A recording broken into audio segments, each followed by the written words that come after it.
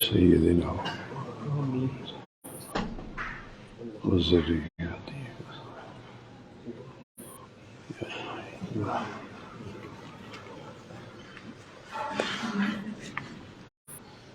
أعوذ بالله من الشيطان الرجيم بسم الله الرحمن الرحيم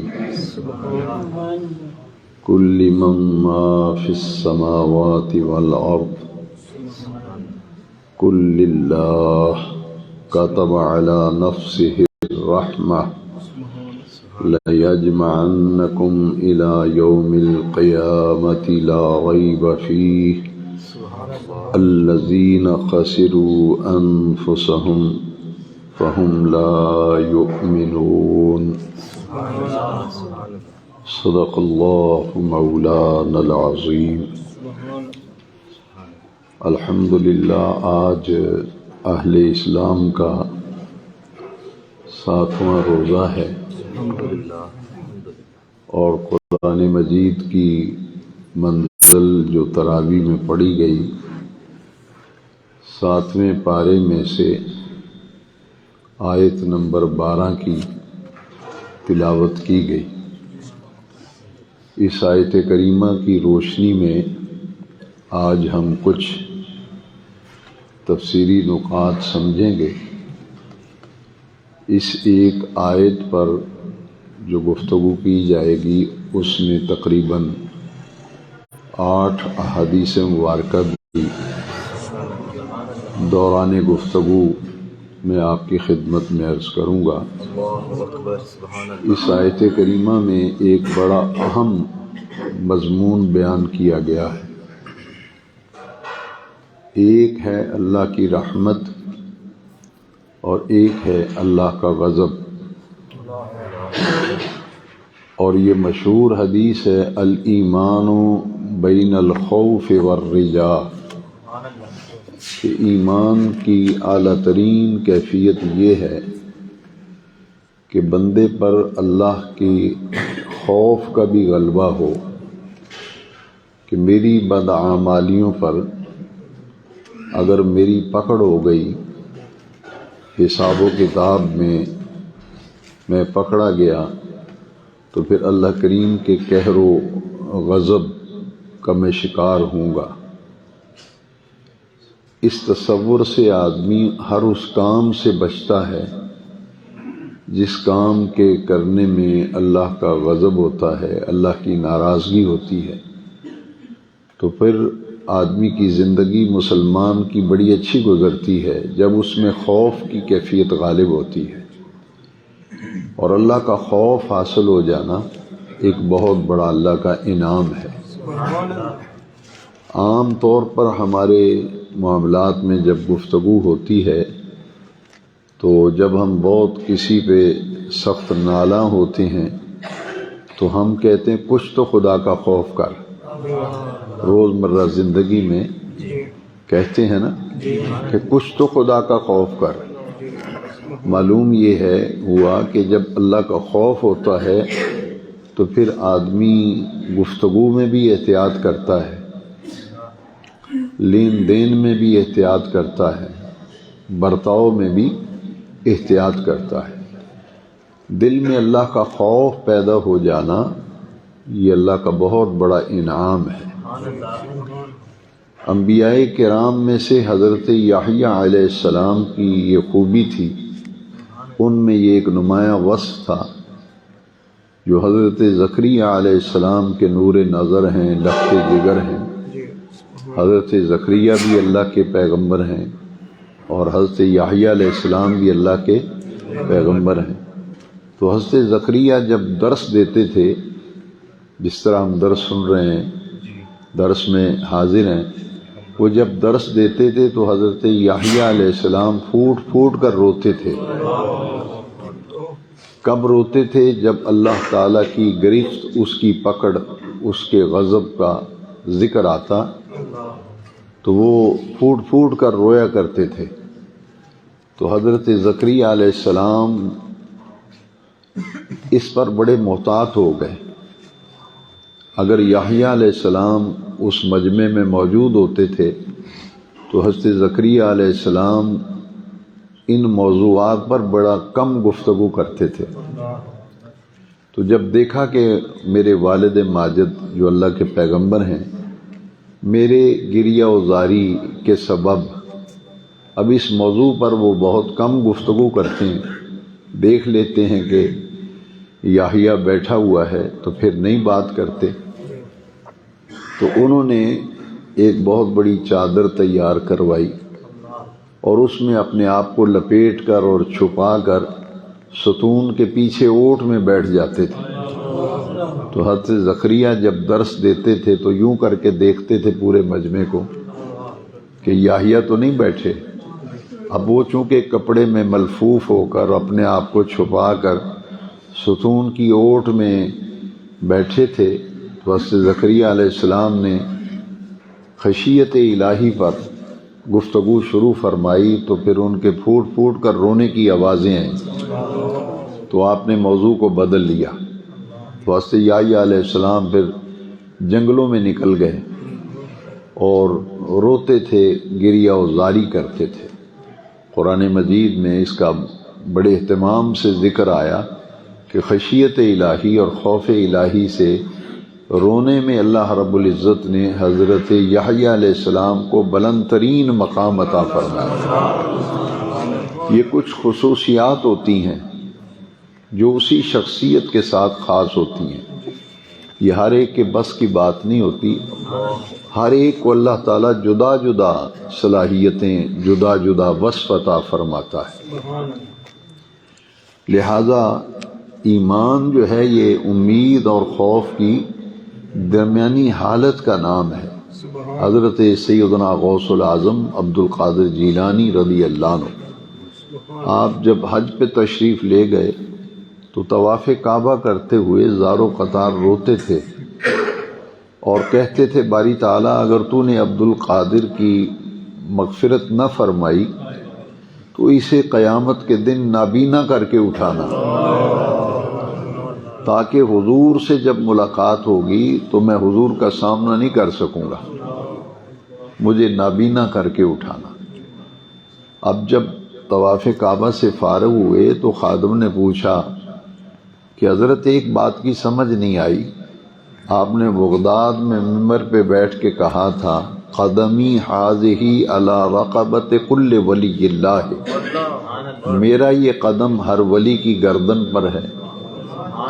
تو جب آپ تمام ولیوں کی گردن پر آپ کا قدم ہے، جب تک آپ کسی ولی کی ولایت کی تصدیق نہ کریں تو اسے منصب ولایت پہ فائز نہیں کیا جاتا، اور ادھر آپ فرما رہے ہیں کہ اگر تو نے مجھے نہ بخشا، میری مغفرت نہ کی تو نابینا کر کے اٹھانا۔ تو یہ کیا معاملہ ہے؟ یہاں اتنا خوف اور وہاں اتنی امید کہ آپ فرما رہے ہیں کہ میرا یہ قدم ہر ولی کی گردن پر ہے۔ تو آپ نے فرمایا الایمان بین الخوف والرجاء۔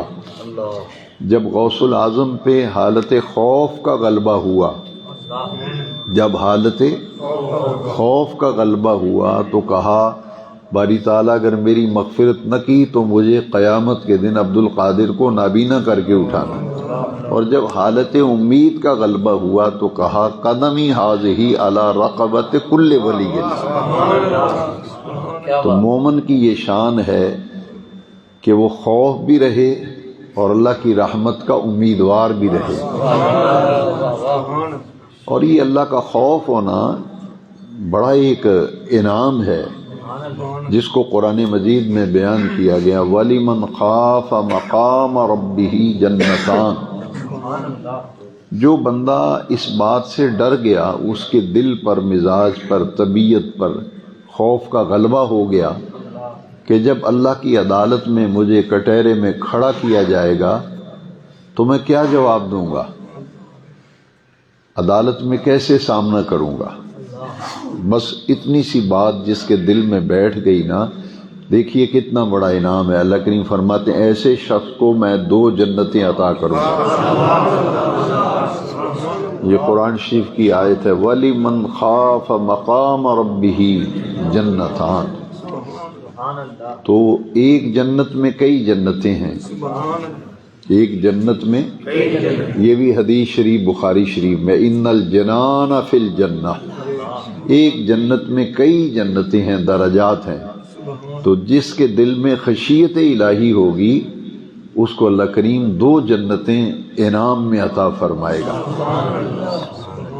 تو ایمان نام ہے خوف اور امید کی درمیانی حالت کا، اس لیے ہمیں اللہ کی رحمت کا امیدوار بھی رہنا چاہیے اور اللہ تعالیٰ کی پکڑ سے ہمیں ڈرتے بھی رہنا چاہیے۔ خشیت الہی اسے کہتے ہیں، خشیت الہی اللہ کا بہت بڑا انعام ہے۔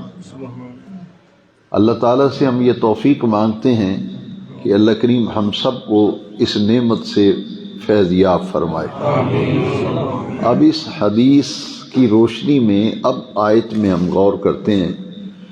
اللہ کریم نے فرمایا کل من ما فی السماوات والارض، اے محبوب صلی اللہ علیہ وسلم آپ ان سے فرما دیجئے ما فی السماوات والارض، جو کچھ آسمانوں میں اور جو کچھ زمین میں ہے وہ کس کا ہے؟ لمن ما فی السماوات والارض، اللہ کریم فرماتے ہیں محبوب ان کافروں سے پوچھو کہ آسمانوں میں اور زمین میں جو ہے یہ کس کا ہے؟ لمن، کس کا ہے؟ پھر اللہ کریم فرمایا محبوب یہ سوال کر کے پھر خود ہی ان کو بتاؤ قل للہ، کہ جو کچھ آسمانوں میں ہے جو کچھ زمین میں ہے وہ کس کا ہے؟ اللہ کا ہے۔ یعنی اللہ مالک ہے، اللہ حاکم ہے، قادر مطلق ہے، وہ پوری کائنات کا خالق ہے۔ اللہ خالق کل شیء وہو علی کل شیء محیط، ہر چیز اسی کے قبضہ قدرت میں ہے۔ تو پوری کائنات کا خالق اور مالک تو اللہ ہے، اور جو کچھ آسمانوں میں ہے جو کچھ زمین میں ہے وہ کس کا ہے؟ وہ تو اللہ کا ہے۔ اور ایک اس کا یہ مفہوم ہے کہ آسمانوں میں جو کچھ ہے اور زمین میں جو کچھ ہے یہ کس نے تخلیق کیا ہے؟ یہ اللہ نے پیدا کیا ہے، لہذا وہ کائنات کا خالق بھی ہے، کائنات کا مالک بھی ہے اور کائنات کا حاکم بھی ہے۔ اور اس رب کریم نے ہر چیز کا مالک، خالق، حاکم ان کافروں کو بتا دیجئے۔ اور پھر محبوب لَيَجْمَعَنَّكُمْ إِلَى يَوْمِ الْقِيَامَةِ لَا رَيْبَ فِيهِ، اور پھر ایک دن آئے گا قیامت کا جب ہم تمہیں ضرور جمع کریں گے۔ لَيَجْمَعَنَّكُمْ، یہ لام تاکید کا ہے گرامر میں، کہ ہم ضرور تمہیں جمع کریں گے۔ ساری اللہ کی مخلوق جمع ہوگی کس دن؟ قیامت کے دن، یوم القیامہ۔ یہ قیامت کا دن اتنا عظیم دن ہے، لا ریب فیہ، اس کے آنے میں کوئی شک نہیں۔ یہ قرآن مجید کی آیت ہے، یہ سورہ الانعام 7واں پارہ ہے، سورہ الانعام کی آیت نمبر 12 ہے۔ فرمایا یہ قیامت تو برحق ہے، لا ریب فیہ، اس میں کسی قسم کے شک اور شبے کی گنجائش ہی نہیں۔ جس طرح قرآن مجید کے بارے میں فرمایا نا ذالک الکتاب لا ریب فیہ، یہ وہ بلند مرتبہ کتاب ہے جس میں شک اور شبے کی کوئی گنجائش نہیں۔ یہاں فرمایا کہ پھر مومن وہ ہے جو اس پر یقین کامل رکھے کہ قیامت برحق ہے، آ کر رہے گی، اور اس کے آنے میں کسی قسم کا کوئی شک اور شبہ نہیں ہے۔ یہ ایسا دن ہے جو آ کر کے رہے گا۔ اور سورہ بقرہ کے آغاز میں فرمایا وَبِالْآخِرَةِ هُمْ يُوقِنُونَ، کہ متقی تو ہیں، وہ تو آخرت کے دن پر صرف ایمان ہی نہیں رکھتے، انہیں تو یقین ہے کہ یہ دن آ کر کے رہے گا۔ لہذا اسی لیے ایمان کی صفات میں ہے نا کہ میں آخرت کے دن پر ایمان لایا، میں آخرت کے دن پر ایمان لایا۔ تو قیامت کا آنا برحق ہے۔ اللہ کریم فرمائے لَيَجْمَعَنَّكُمْ، ہم تم سب کو جمع کریں گے، اور ضرور جمع کریں گے۔ کس دن؟ قیامت کے دن جس کے آنے میں کوئی شک نہیں ہے۔ اب اس قیامت کے آنے کے برحق ہونے کا ذکر کیا، لیکن اس سے پہلے جو لفظ ہیں وہ بڑے قابل غور ہیں۔ کتب علی نفسہ الرحمہ، کتب علی نفسہ الرحمہ، اللہ تبارک و تعالی نے اپنے اوپر رحم کرنے کو لازم کر لیا ہے۔ دیکھیے کتنی پیاری آیت ہے۔ کتب علی نفسہ الرحمہ، رب ذوالجلال نے رحم کرنا اپنے اوپر لازم کر لیا ہے کہ وہ ضرور ضرور اپنے بندوں پر، اپنی مخلوق پر رحم فرمائے گا۔ تو اللہ کی رحمت جو ہے وہ اتنی عظیم ہے جس سے کافر بھی فائدہ اٹھا رہا ہے، جس سے مومن بھی فائدہ اٹھا رہا ہے۔ اللہ کی رحمت عام ہے، اللہ کی رحمت عام ہے، کافر بھی اس سے فائدہ اٹھا رہا ہے، مومن بھی اس سے فائدہ اٹھا رہا ہے۔ اور اللہ کی کریم کی رحمت کا ایک نمایاں پہلو یہ ہے کہ رب ذوالجلال نے انسان کو انسان بنانے کے لیے سب سے مشکل کام انسان کو انسان بنانا۔ ہم روزمرہ زندگی میں بھی یہ محاورے استعمال کرتے ہیں، بندہ بنوئے کہتے نہیں کہتے، کہتے وہ انسانہ والی گل کر، تیرے وچ انسانیت نہیں، انسان بن، کہتے ہیں نہیں کہتے۔ معلوم یہ ہوا کہ سب سے مشکل کام ہے انسان کو انسان بنانا۔ اللہ کریم نے نبیوں کو اس لیے بھیجا تھا، پیغمبر اس لیے آئے تھے تاکہ انسانوں کو انسانیت سے آشنا کیا جائے کہ انسانیت کیا ہے، آدمیت کیا ہے۔ انسان کی رہنمائی، انسان کی ہدایت اور اس کے رشد کے لیے اللہ کریم نے انبیاء کرام کا سلسلہ قائم کیا، اور نبی دنیا میں آئے، پیغمبر آئے، رسول آئے تاکہ انسانوں کو انسان بنائیں اور انہیں زندگی گزارنے کے طریقے سکھلائیں۔ اگر انبیاء کرام تشریف نہ لاتے، اگر انبیاء تشریف نہ لاتے تو انسان حیوانوں کی طرح زندگی گزارتا، درندوں کی طرح زندگی گزارتا۔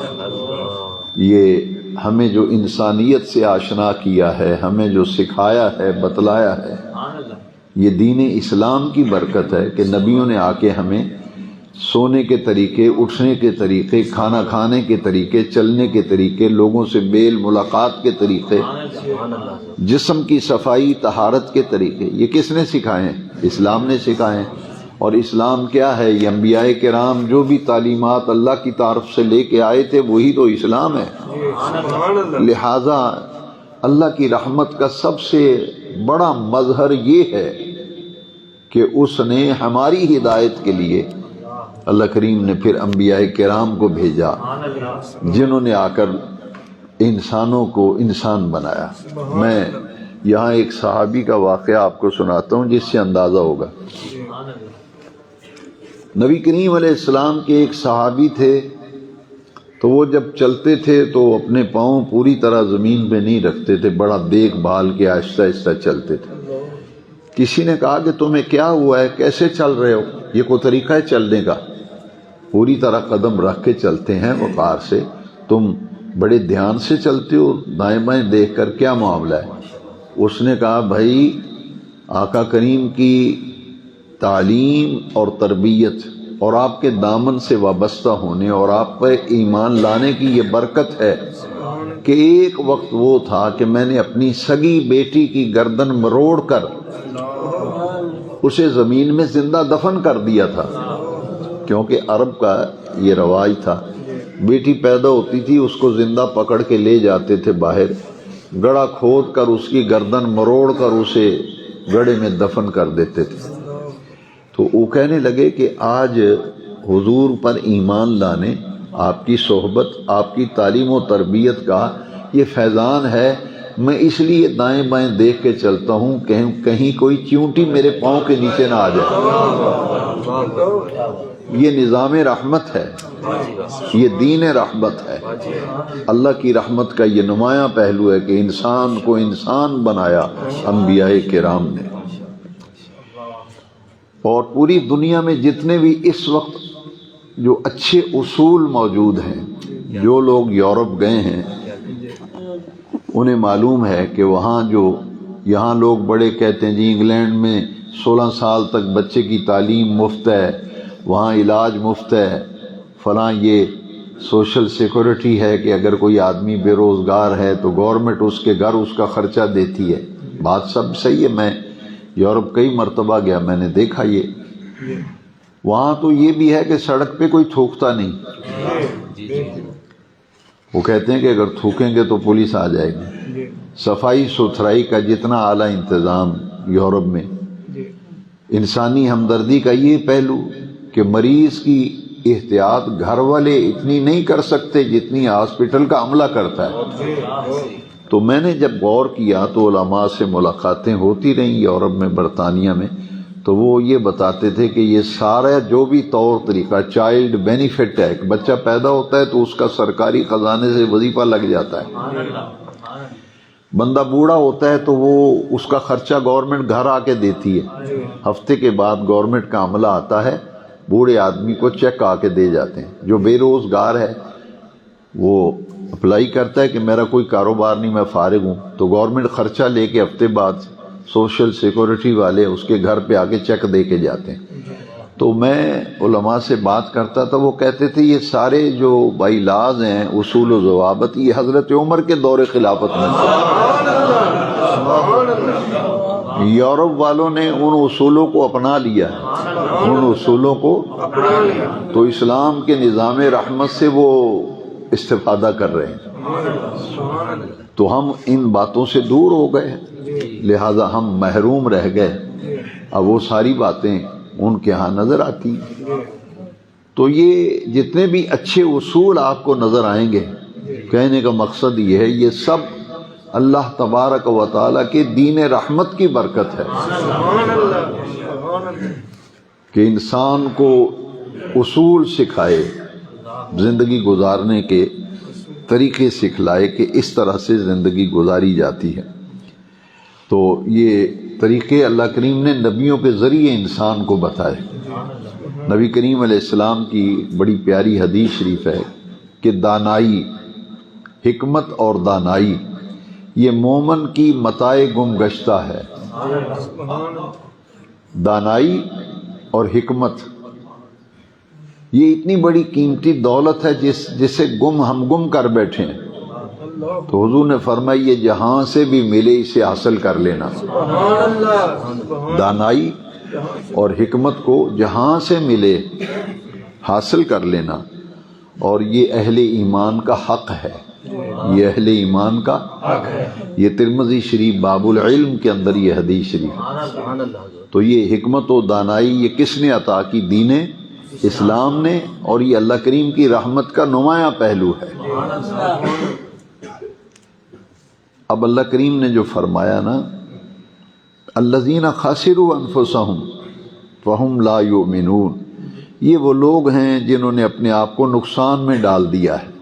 کفار جو ہیں انہوں نے اپنے آپ کو نقصان میں ڈال دیا ہے کہ انہیں اللہ کی رحمت کا احساس ہی نہیں۔ اللہ کی رحمت کا جسے اللہ کی رحمت کا احساس ہوتا ہے پھر وہ انبیاء کرام پر ایمان لاتا ہے۔ وہ احساس اللہ کی رحمت کا کتنا بڑا انعام ہے، انسان کو انسان بنانے کے لیے نبی آئے۔ لہذا حضور نبی کریم صلی اللہ علیہ وسلم پر جو لوگ ایمان لائے انہیں احساس رحمت ہوا، اور جنہیں احساس رحمت نہ ہوا وہ پھر ایمان نہیں لائے، انہوں نے اپنے آپ کو خود بخود خسارے اور نقصان میں ڈال دیا ہے۔ الذین خسروا انفسهم فهم لا یؤمنون، انہوں نے اپنے آپ کو نقصان میں ڈال دیا ہے تو یہ تو ایمان نہیں لائیں گے۔ یہ آیت کریمہ کے آخری لفظ ہیں۔ اب میں تھوڑی سی بات کروں گا۔ کتب علی نفسہ الرحمہ، کہ اللہ کریم نے اپنے اوپر لازم کر لیا ہے۔ کس بات کو لازم کیا ہے؟ رحمت کو، رحم کرنا۔ رحم کرنا، اور رحم کرنا کیا ہے؟ ہم تسمیہ تو بہت کرتے ہیں، نفل بڑے پڑھتے ہیں، محفلیں بھی بڑی کراتے ہیں، ساری نیکیوں کی طرف ہم دوڑتے ہیں، لیکن کبھی کسی نے نہیں سوچا کہ اللہ کے قرب کا یقیناً نفل پڑھنا، عبادت کرنا، ذکر کرنا، اس سے اللہ کا قرب حاصل ہوتا ہے، اللہ کریم کی رضا حاصل ہوتی ہے۔ لیکن دوسرا پہلو جو ہے وہ بالکل نظر انداز کر دیا ہے، اس کی طرف ہماری توجہ ہی نہیں۔ وہ کیا ہے؟ وہ یہ ہے کہ خالق کی عبادت کے ساتھ ساتھ اس کی مخلوق کی خدمت کرنا، خالق کی عبادت کے ساتھ ساتھ اس کی مخلوق کی خدمت کرنا، اس پر رحم کرنا اور مخلوق کے ساتھ اچھا برتاؤ کرنا۔ نبی کریم علیہ السلام نے فرمایا تم زمین والوں پر رحم کرو، آسمان والا تم پر رحم کرے گا۔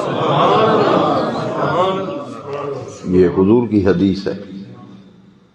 ارحم من فی الارض، جو زمین میں ہیں تم ان پر رحم کرو، اور پھر آسمان والا رب تمہارا پروردگار عرش کا رب جو ہے وہ پھر تم پر رحم کرے گا۔ تو اللہ کی مخلوق سے اچھا برتاؤ، خدمت خلق، حسن سلوک، اچھا برتاؤ، اخلاق، پیار اور محبت کی فضا، نفرتوں کو مٹا کر محبتوں کا ماحول اپنے اندر لاؤ۔ یہ جو پہلو ہے اللہ کی مخلوق کے ساتھ اچھا رویہ، اس سے ہم سب بہت ہی غافل ہیں، بلکہ اس کی طرف ہماری توجہ ہی نہیں ہے۔ نبی کریم علیہ السلام نے فرمایا من کان فی حاجت اخیہ کان اللہ فی حاجتہ، جو کسی مسلمان بھائی کی ضرورت کو پورا کرتا ہے، حاجت کو پورا کرتا ہے، اللہ تعالیٰ اس کی حاجتوں اور ضرورتوں کو پورا کرتا ہے۔ اس لیے دین اسلام نے کہا ہے کہ سائل اگر تمہارے دروازے پہ آ جائے، خندہ پیشانی سے اس کا استقبال کرو، اور اگر تم کچھ دینے پہ طاقت نہیں رکھتے، مانگنے والے کی کوئی مدد نہیں کر سکتے، تو کم از کم اس سے اچھے اخلاق سے تو ملو، اس کو سمجھا دو کہ میں اس پوزیشن میں نہیں ہوں تیری کوئی مدد کر سکوں، جب یہ پوزیشن ہوئی تو میں خود تیری مدد کروں گا۔ تو مسلمان بھائی کی ضرورت کو پورا کرنا، اس کی نصرت کرنا، اس کی مدد کرنا، اس کی ضرورت کو پورا کرنا، یہ ہمارے اوپر حق ہے کہ ہم اپنے جو بھی ہماری مدد کی خواہش رکھتا ہو، اگر ہم اس کی مدد کر سکتے ہیں تو ہمیں اس کی مدد ضرور کرنی چاہیے۔ تعاونوا علی البر والتقوی ولا تعاونوا بالاسم والعدوان، نیکی اور خیر کے کاموں میں ایک دوسرے کی مدد کیا کرو، تعاون کیا کرو، تو آپس میں محبت اور پیار کا رشتہ، خدمت خلق کا جذبہ، اور خدمت خلق میں سب سے اونچا درجہ اللہ کی بیمار مخلوق کی خدمت ہے۔ اللہ کی بیمار آدمی کی خدمت کرنا خدمت خلق میں سے بہت اونچا درجہ ہے۔ لہذا یہ اللہ کی رحمت جو ہے، اس پر میں 7 یا 8 حدیثیں ہیں مختصر، وہ میں عرض کرتا ہوں۔ یہ بخاری شریف میں حدیث شریف ہے، اور بخاری شریف کا یہ پہلا چیپٹر ہے، پہلا باب بخاری شریف کا۔ نبی کریم علیہ السلام نے فرمایا کہ اللہ کریم نے جب مخلوق کو پیدا فرمایا نا، جب اللہ نے مخلوق کو پیدا فرمایا تو اللہ کریم کے پاس کتاب ہے، اور وہ کتاب عرش پہ ہے، عندہ ام الکتاب، قرآن مجید میں ہے۔ عرش پہ اللہ کے پاس ایک کتاب ہے، تو اللہ کریم نے جب مخلوق کو پیدا فرمایا تو اس کتاب میں اللہ نے لکھ دیا کہ بلا شک و شبہ میری رحمت میرے غضب پر غالب ہے، میری رحمت میرے غضب پر، یہ ہے اللہ کی رحمت کہ اللہ کریم نے اپنے اوپر مخلوق پر رحم کرنا لازم کر لیا ہے، اور اس کا رحم کرنا اللہ کی شان اتنی بلند و بالا ہے کہ اس کی جو غضب، اللہ کا غضب ہے، اس پر اللہ کی رحمت جو ہے وہ غالب ہے۔ یہ اللہ کریم نے جب مخلوق کو پیدا کیا تھا تو جو اس کے پاس کتاب ہے عرش پر، بخاری شریف میں حدیث ہے، اس کو اللہ کریم نے لکھ دیا کہ میری رحمت میرے غضب پر غالب ہے۔ اور اللہ کی رحمت کے 100 حصے ہیں۔ یہ حدیث شریف جو میں دوسری سنا رہا ہوں یہ مسلم شریف میں ہے، بخاری شریف کے بعد مسلم شریف ہے۔ اللہ کی رحمت کے کتنے حصے ہیں؟ 100۔ نبی کریم علیہ السلام نے فرمایا۔ ان میں سے 99 حصے 99 حصے اللہ کریم نے اپنے پاس رکھے ہیں۔ کتنے حصے؟ 99 حصے اللہ نے اپنے پاس رکھے ہیں، اور ان 99 حصے جو اللہ نے اپنے پاس رکھے ہیں، قیامت کے دن اللہ تبارک و تعالی انسانوں پر ایسا لطف و کرم فرمائے گا، اپنے بندوں پر اتنا لطف و کرم فرمائے گا کہ وہ 99 حصے اللہ کریم نے قیامت کے دن اپنے مخلوق کے لیے خاص کر لیے۔ 99 حصے جب اس کی رحمت کا دریا بہے گا نا، اس کی رحمت کا 99 حصے جب دریا بہے گا تو اللہ کریم کے بندوں کے سارے گناہوں کو وہ رحمت کا دریا بہا کے لے جائے گا۔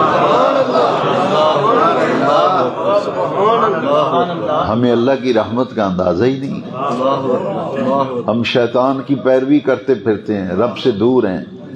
رمضان شریف آیا ہے، کم لوگ ہیں جو روزے رکھتے ہیں، کم لوگ ہیں جو مسجدوں میں آتے ہیں۔ یہ کسی کے علم ہی نہیں کہ بھئی مرنا ہے، دنیا چھوڑ کے جانا ہے۔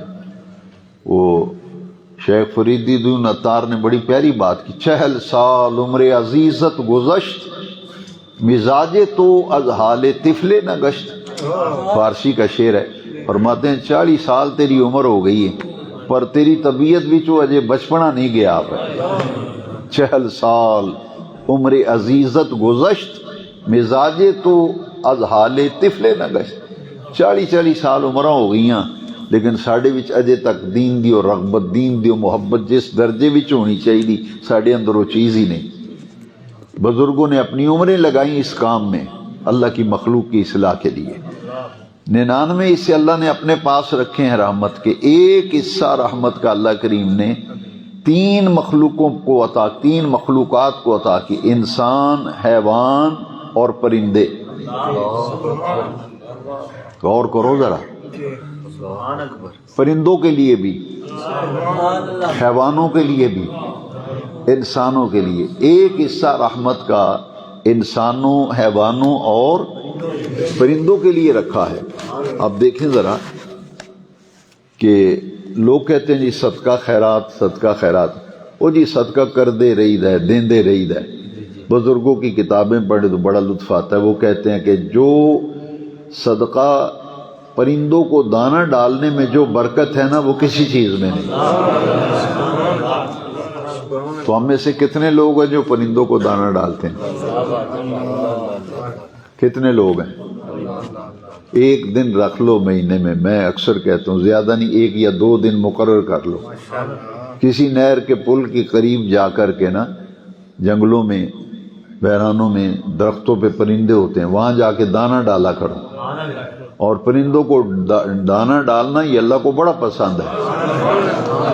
ابھی حدیثیں آئیں گی، انسان، حیوان اور پرندے، 3 مخلوقات، ایک حصہ ان کے لیے 99 حصے اللہ نے اپنے پاس قیامت کے دن اپنی مخلوق کے لیے رکھے ہوئے ہیں۔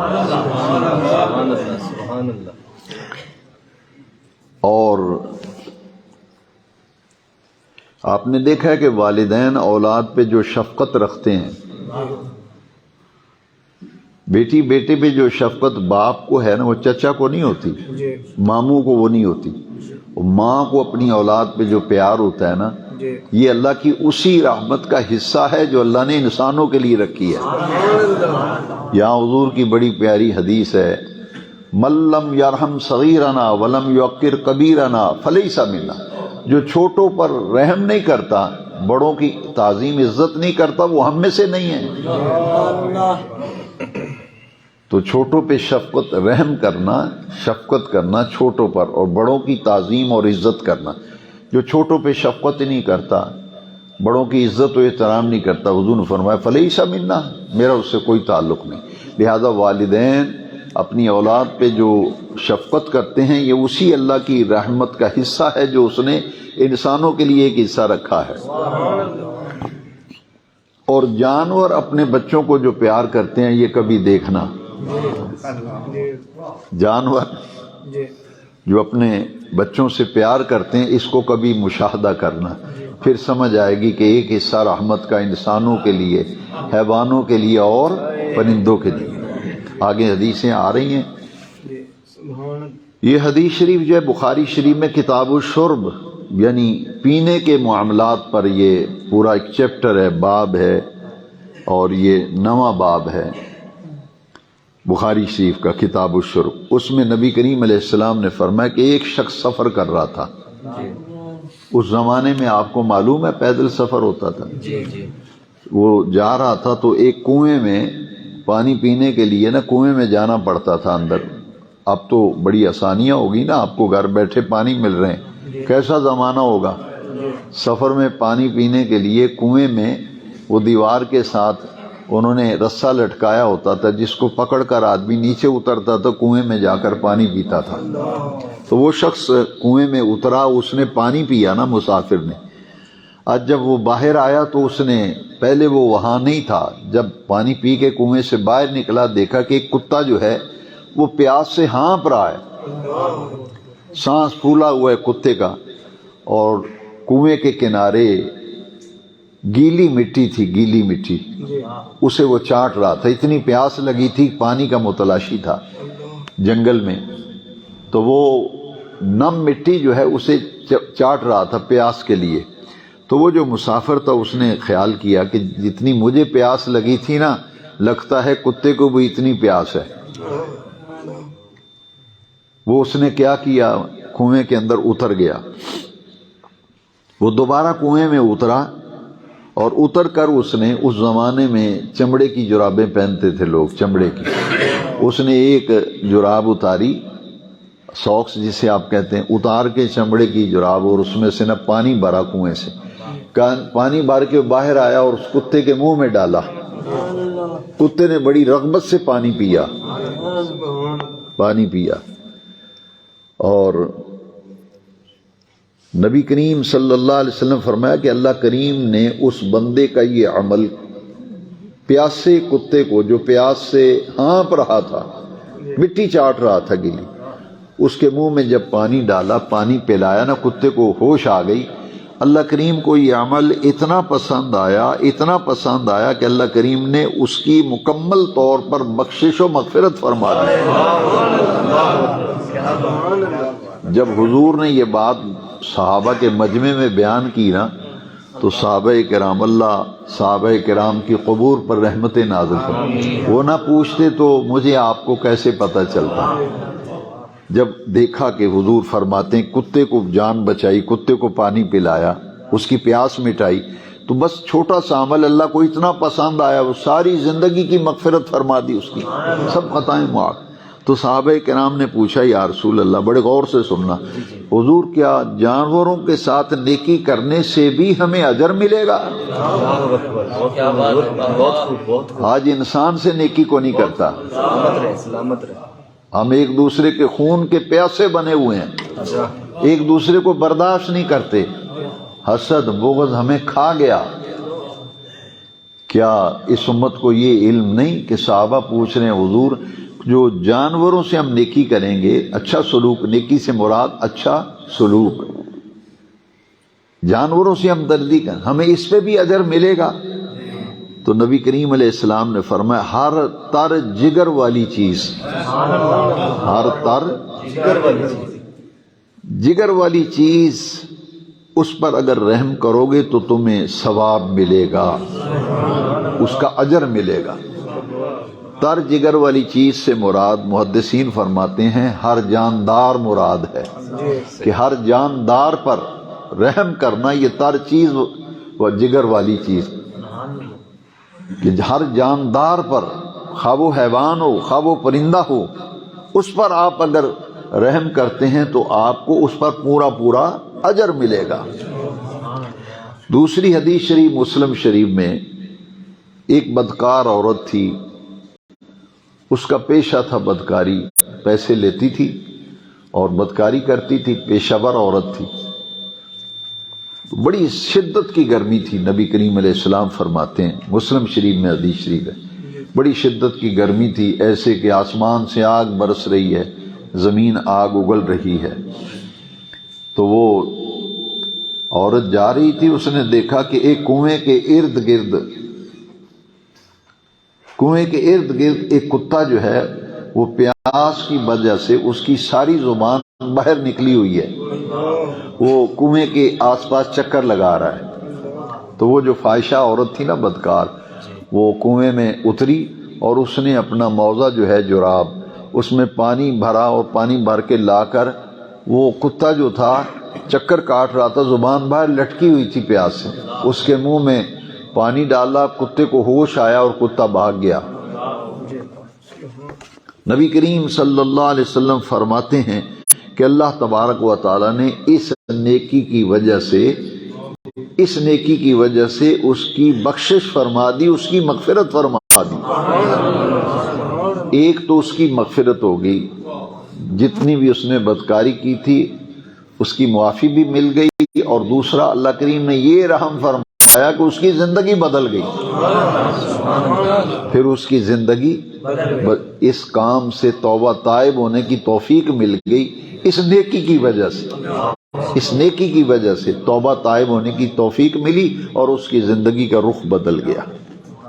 آپ اندازہ فرمائیں کہ کتا جسے نجس جانور کہتے ہیں، اس پر اگر ترس آ جائے، اس کے ساتھ کوئی اچھا سلوک کر جائے، نیکی کر جائے، تو اتنا اللہ کو پسندیدہ عمل ہے کہ زندگی بھر کے گناہ معاف ہو جائیں، کوئی معمولی بات ہے۔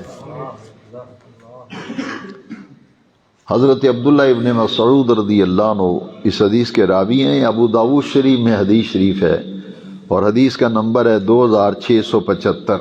حضرت عبداللہ ابن مسعود فرماتے ہیں کہ ہم ایک سفر میں نبی کریم علیہ السلام کے ساتھ چل رہے تھے، تو حضور رفع حاجت کے لیے تشریف لے گئے۔ جب حضور رفع حاجت کے لیے گئے تو حضرت عبداللہ بن مسعود کہتے ہیں ایک چھوٹی سی چڑیا تھی، اس کے 2 بچے تھے، ہم نے ان دونوں بچوں کو پکڑ لیا، چڑیا کے دونوں بچوں کو پکڑ لیا، اور وہ چڑیا جو ہے صحابہ کے ہاتھ میں، وہ چھوٹی چڑیا کے 2 بچے تھے نا، تو جن ہاتھوں پہ بچے تھے چڑیا اوپر آ کر کے چکر کاٹنے لگی، ادھر سے حضور تشریف لے آئے، نبی کریم علیہ السلام تشریف لائے، تو حضور نے یہ منظر دیکھا کہ ان کے ہاتھوں میں چڑیا کے بچے ہیں، اوپر چڑیا جو ہے وہ چکر لگا رہی ہے، تو حضور نے فرمایا کس نے اس کے بچوں کو پکڑ کر ستایا ہے؟ حضور تشریف لے آئے، فرمایا کس نے اس چڑیا کے بچوں کو پکڑ کر ستایا ہے؟ تو وہ جس صحابی نے پکڑے تھے ان کو، حضور میں نے پکڑے ہیں۔ تو نبی کریم علیہ السلام نے فرمایا اس کے بچے اسے واپس کر دو۔ آپ اندازہ فرمائے، ادھر کتے کی جان بچائی جا رہی، ادھر چڑیا کے ساتھ جو حسن سلوک آقا کریم نے تعلیم فرمایا، بتائیے دنیا کے کسی نظام میں اس کی مثال ہے؟ اب ختم کرتے ہیں کہ نبی کریم علیہ السلام صلح حدیبیہ کے بعد سن 8 ہجری مکہ فتح ہوا ہے، سن 8 ہجری میں 10,000 کا لشکر لے کر حضور مکہ شریف کی طرف جا رہے تھے سن 8 ہجری میں۔ تو راستے میں نبی کریم علیہ السلام نے ایک کتیا کو دیکھا جس نے چند بچے جنے ہوئے تھے، اور وہ بچے جو تھے کتیا کا دودھ پی رہے تھے، اپنی ماں کا وہ دودھ پی رہے تھے۔ نبی کریم علیہ السلام نے دیکھا کہ کتیا نے بچہ دیے ہیں اور وہ بچے اس کا دودھ پی رہے ہیں، 10,000 آدمی ہیں، تو کہیں یہ پاؤں تلے کچلی نہ جائے کتیا، یا اسے کوئی ہٹائے گا تو اس کو تکلیف ہوگی۔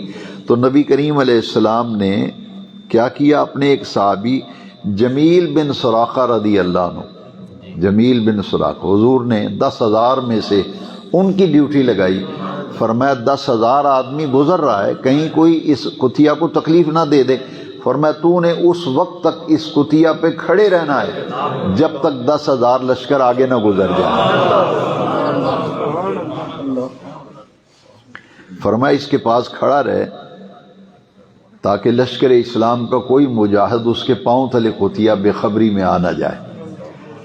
آپ اندازہ فرمائیں کہ جو اسلام کتیا کی جان کی حفاظت کی تعلیم دے رہا ہے، تو مسلمان دہشت گرد کیسے ہو سکتا ہے؟ اسلام کا دہشت گردی سے یہاں تو کتے کی جان بچائی جا رہی ہے، چڑیا کی حفاظت کی جا رہی ہے، یہ ہے اللہ کی رحمت کا نمایاں پہلو۔ تو اللہ تعالیٰ سے توفیق مانگتے ہیں کہ اللہ کریم ہمیں اپنی رحمتوں سے نوازے۔ اب آخری حدیث شریف اس لیے سنا رہا ہوں جو یہاں میں نے درس شروع کیا تو وہیں ختم ہو رہا ہے، بہت پیارا آج مضمون ہے کہ ایمان نام ہے امید اور خوف کی درمیان، ادھر کتے کی جان بچائی، کتیا کو پانی پلایا، حفاظت کی تو مغفرت ہو گئی، بخشی گئی، دوسری طرف دیکھیے غضب کا پہلو، ایک ہے اللہ کی رحمت، ایک ہے اللہ کا غضب، لیکن رب کی رحمت غضب پر غالب ہے۔ یہ حدیث شریف جو میں آخری آپ کو سنا کے درس کو ختم کر رہا ہوں، یہ بخاری شریف میں کتاب الشرب میں ہے اور 9واں باب ہے۔ نبی کریم علیہ السلام نے فرمایا کہ بنی اسرائیل قوم میں ایک عورت تھی جس نے بلی باندھی ہوئی تھی، عبادت گزار تھی، عبادت بہت کرتی تھی، بڑی نیک عورت تھی، صالح عورت۔ اس نے بلی کو باندھا ہوا تھا اور وہ بلی جو ہے بھوک اور پیاس سے مر گئی، نہ اسے کھلایا نہ پلایا، عبادت پہ عبادت کی جا رہی ہے، تسبیحوں پہ تسبیح کی جا رہی ہے، لیکن چھوٹی سی بلی باندھی ہوئی ہے گھر میں۔ بخاری شریف میں حدیث ہے باب الشرب میں، نبی کریم علیہ السلام فرما رہے ہیں بنی اسرائیل میں وہ بلی باندھی ہوئی تھی، وہ پیاسی اور بھوکی مر گئی۔ اللہ تبارک و تعالی نے اس عمل کی وجہ سے اسے جہنم میں داخل کرنے کا فیصلہ کر دیا کہ یہ جہنم میں جائے گی، حالانکہ عبادت گزار۔ معلوم یہ ہوا کہ خالق کی عبادت کے ساتھ ساتھ اس کی مخلوق کی خدمت یہ ہم سب کی ذمہ داری ہے۔ آخر میں اس پر بات ختم کرتا ہوں کہ ہمارا دین تو یار اتنا پیارا ہے کہ یہ ایک بلی کا قتل برداشت نہیں کرتا۔ بھوکی پیاسی ماری تھی نا، باندھی ہوئی بھوکی پیاسی مار گئی۔ جو اسلام کے خلاف بک بک کرتے ہیں جی، کتوں کی طرح بھونکتے ہیں کہ دہشت گرد لوگ ہیں، مسلمان جانیں قتل کرتے ہیں، لوگوں کو مار دیتے ہیں، پوری دنیا میں شور نہیں مچایا ہوا۔ میں آپ کو یہ بتانا چاہتا ہوں کہ دین اسلام کی تعلیم اور عالمگیریت کو سمجھیں۔ جو ہمارا دین ایک بلی کا قتل برداشت نہیں کر سکتا، وہ انسان کا قتل کیسے برداشت کر سکتا ہے؟ اسی لیے قرآن کی آیت ہے جس نے ایک انسان کی زندگی بچائی اس نے پوری انسانیت کی زندگی بچائی، اور جس نے ایک انسان کو بغیر وجہ کے قتل کر دیا بے گناہ، وہ ایسے جیسے اس نے پوری انسانیت کو قتل کر دیا۔ کاش اللہ تعالی ہمیں دین اسلام کی برکتیں سمجھنے کی توفیق دے۔ الصلاۃ والسلام علیک یا سیدی یا رسول اللہ وعلی آلک واصحابک یا سیدی یا حبیب اللہ۔ الحمد للہ رب العالمین والصلاۃ والسلام علی امام الانبیاء والمرسلین وعلی آلہ واصحابہ اجمعین۔